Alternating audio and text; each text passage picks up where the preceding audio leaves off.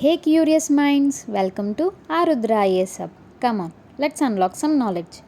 ఈరోజు మనం క్లాస్లో ఇంపార్టెంట్ ల్యాండ్మార్క్ జడ్జ్మెంట్స్ గురించి తెలుసుకుందాం. ఏంటి జడ్జ్మెంట్స్, ఈ కేసెస్ ఏంటి, ఇది మనం తెలుసుకోవాలంటే మనకి కొంత బేసిక్ ఐడియా అండ్ కొంత ఇన్ఫర్మేషన్ తెలిసి ఉండాలి. Firstly the Indian constitution. ఏంటి కాన్స్టిట్యూషన్? మనందరికీ తెలుసు, డాక్టర్ బిఆర్ అంబేద్కర్ గారు డ్రాఫ్ట్ చేశారని. బ్రిటిషర్స్ మన ఇండియాని వదిలి వెళ్ళాక 15th August 1947లో మనకి ఇండిపెండెన్స్ తర్వాత మన ఇండియాని మనం పరిపాలించుకోవడానికి, ఒక డెమోక్రసీ కంట్రీగా మార్చుకోవడానికి మనం తయారు చేసుకున్నదే ఈ book of rules and regulations. ఇదే మన ఇండియన్ కాన్స్టిట్యూషన్. ఈ రూల్ బుక్ని తయారు చేయడానికి November 1946లో కాన్స్టిట్యుయెన్సీ అసెంబ్లీని తయారు చేసుకొని 1949 November 26న డ్రాఫ్టింగ్ని కంప్లీట్ చేశారు. కాబట్టి 1949 November 26ని మనం కాన్స్టిట్యూషన్ డేగా సెలబ్రేట్ చేసుకుంటాం. తర్వాత 1950 Jan 26న రాజ్యాంగం అమలులోకి వచ్చింది కాబట్టి మనం దాన్ని రిపబ్లిక్ డే సెలబ్రేట్ చేసుకుంటాం. ఇక్కడ మీకు ఒక డౌట్ రావాలి, డ్రాఫ్టింగ్ చేసింది 1949 November 26th, అది ఆల్రెడీ కంప్లీట్ అయిపోయింది. కానీ 2 months మనం టైం తీసుకొని మరి 1950 Jan 26న రిపబ్లిక్ డే రోజు మనం జరుపుకుంటున్నాం. ఎందుకు ఇలాగా తెలుసుకుందాం. రీజన్ ఏంటంటే 1930 Jan 26న లాహోర్ సెషన్లో, అంటే ఒక మీటింగ్లో పూర్ణ స్వరాజ్ని డిక్లరేషన్ తీసుకున్నాం.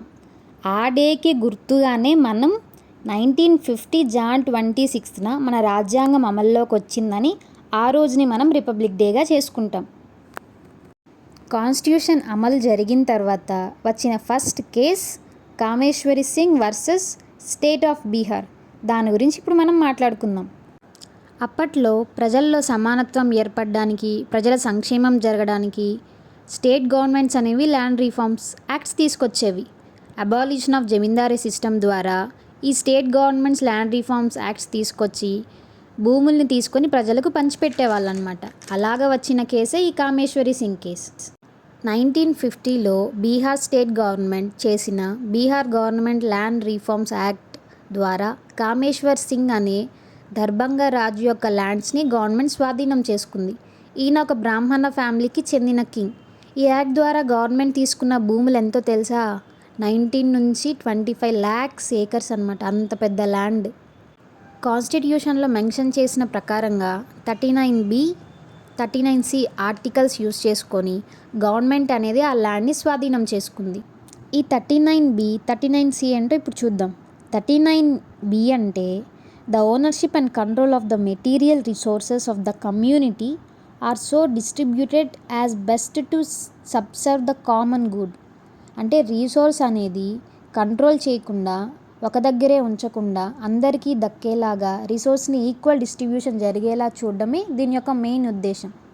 అండ్ 39C ఏంటంటే the operation of the economic system does not result in the concentration of wealth and means of production to the common డిట్రిమెంట్.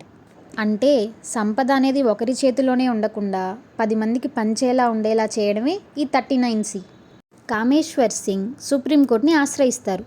Article 31 fundamental right అయిన రైట్ టు ప్రాపర్టీ, అంటే ఆస్తి హక్కు ఉల్లంఘన జరిగిందని ఆయన సుప్రీంకోర్టుని ఆశ్రయిస్తారు. ఇంకో విషయం ఇక్కడ మనం తెలుసుకోవాల్సింది ఏంటంటే కామేశ్వర్ సింగ్ కాన్స్టిట్యుయెన్సీ అసెంబ్లీలో బీహార్ స్టేట్ నుంచి ఎంపికైన ఒక మెంబర్. ఆయన మన కాన్స్టిట్యూషన్ డ్రాఫ్టింగ్ చేయడానికి కూడా చాలా సహాయం చేసిన వ్యక్తి. కానీ గవర్నమెంట్ చేసిన ఈ యాక్ట్ ద్వారా తన ల్యాండ్ పోతుందని, తన ఫండమెంటల్ రైట్ అక్కడ వయోలేట్ జరుగుతుందని గ్రహించి ఆర్టికల్ 32 ప్రకారంగా పిటిషన్ వేస్తారు సుప్రీంకోర్టులో. ఈ ఆర్టికల్ 32 ఏంటి ఇప్పుడు చూద్దాం. Article 32 right to constitutional remedies. అంటే మన ఫండమెంటల్ రైట్స్ ఏవైనా వయోలేట్ జరిగితే మనం నేరుగా సుప్రీంకోర్టుని ఆశ్రయించవచ్చు అని తెలుపుతుందన్నమాట. ఇప్పుడు కోర్టు దగ్గరికి వెళ్ళారు. ఏం తీర్పిచ్చిందో చూద్దామా. జడ్జ్మెంట్ ఏంటంటే ఆర్టికల్ 13 Clause 2 ప్రకారంగా గవర్నమెంట్ ప్రజల సంక్షేమం కోసం చేసే యాక్ట్స్ అనేవి, అంటే అవి అమలు చేసేటప్పుడు ఫండమెంటల్ రైట్స్ అనేవి ఉల్లంఘన జరిగితే, వయోలేట్ అయితే యాక్ట్స్ అనేవి చెల్లవని జడ్జ్మెంట్ ఇచ్చింది. అంటే 100 మంది ప్రయోజనాల కన్నా ఒకరి ప్రాథమిక హక్కు హరించకూడదని తీర్పిచ్చి కామేశ్వర్ సింగ్ ల్యాండ్ తిరిగిచ్చేసింది. ఇక్కడ ఫండమెంటల్ రైట్ కాపాడబడింది, కానీ ప్రజల సంక్షేమం జరగడానికి వీలు లేకుండా పోయింది. మన కాన్స్టిట్యూషన్లో ఏ వర్క్ ఇంప్లిమెంట్ జరగాలన్నా చేయాలన్నా పర్టికులర్ ఆర్టికల్స్ కన్ఫామ్గా ఉంటాయి. అలాగే పార్లమెంట్కి ఆర్టికల్ 368 ప్రకారంగా అమెండ్మెంట్ చేసే పవర్ కాన్స్టిట్యూషన్ అందించింది. ఇప్పటిదాకా మన ఇండియాలో కాన్స్టిట్యూషన్లో జరిగిన అమెండ్మెంట్స్ 106. దానిలో ఈ కేసు ద్వారా మనం చెప్పుకోబోయే అమెండ్మెంట్ ఫస్ట్ అమెండ్మెంట్ 1951లో వచ్చింది. ఈ ఫస్ట్ అమెండ్మెంట్లో ఏం చెప్పారో చూద్దాం. ఫస్ట్ అమెండ్మెంట్ ద్వారా 31A 31B చేర్చారనమాట.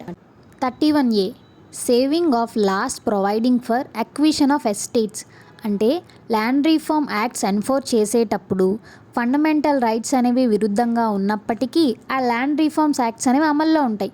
ప్రజల సంక్షేమం ప్రయోజనాల కోసం భూముల్ని ఆస్తుల్ని స్వాధీనం చేసుకోవడానికి మనం చట్టాలను చేయొచ్చు. అవి చేసిన దానికి జ్యుడిషియల్ రివ్యూ కోర్ట్ అనేది ఇవ్వకూడదు అని 31Aలో చెప్పింది. ఒకవేళ ల్యాండ్ రిఫార్మ్స్ యాక్ట్ చేయాలన్నా ప్రెసిడెంట్ యొక్క అనుమతి తీసుకోవాలని కూడా తెలిపింది ఈ ఆర్టికల్ ద్వారా. ఇప్పుడు 31B validation of certain acts and regulations. ఈ ఆర్టికల్లో 9th షెడ్యూల్ అనేది ఇంక్లూడ్ చేసింది. ఇది ఇంక్లూడ్ చేయడం వల్ల గవర్నమెంట్ చేసిన లాస్ యాక్ట్స్ అనేవి ఫండమెంటల్ రైట్స్ని వయలేట్ చేసినా దానికి జ్యుడిషియల్ రివ్యూ ఇవ్వకూడదు. గవర్నమెంట్ చేసిన ఏ యాక్ట్స్ అయినా వాటిని 9th షెడ్యూల్లో చేరిస్తే దానికి రక్షణ కలిగి ఉంటుందన్నమాట. ఆర్టికల్స్ చదివేటప్పుడు మనం గుర్తుపెట్టుకోవాల్సిన విషయం ఏంటంటే స్మాల్ లెటర్స్, ఆల్ఫాబెట్ లెటర్స్. మనం ఇందాక చెప్పుకున్న ఆర్టికల్స్లో 39B 39C, ఇప్పుడు చెప్పుకున్న articles 31 capital A 31 capital B. అంటే ఆర్టికల్స్ పక్కన స్మాల్ లెటర్స్ ఉంటే ఆల్రెడీ కాన్స్టిట్యూషన్ డ్రాఫ్ట్ చేసేటప్పుడు ఉన్నవి. ఆర్టికల్స్ పక్కన క్యాపిటల్ లెటర్స్ వస్తే అమెండ్మెంట్స్ చేసి తర్వాత యాడ్ చేసినవని గుర్తుపెట్టుకోవాలి. ఇదంతా విన్నాక మీకు ఒక డౌట్ రావాలే, ఇండియా ఫస్ట్ జనరల్ ఎలక్షన్స్ ఎప్పుడు జరిగాయి? 1952లో. మరి ఏ గవర్నమెంట్ ఈ అమెండ్మెంట్ చేసింది?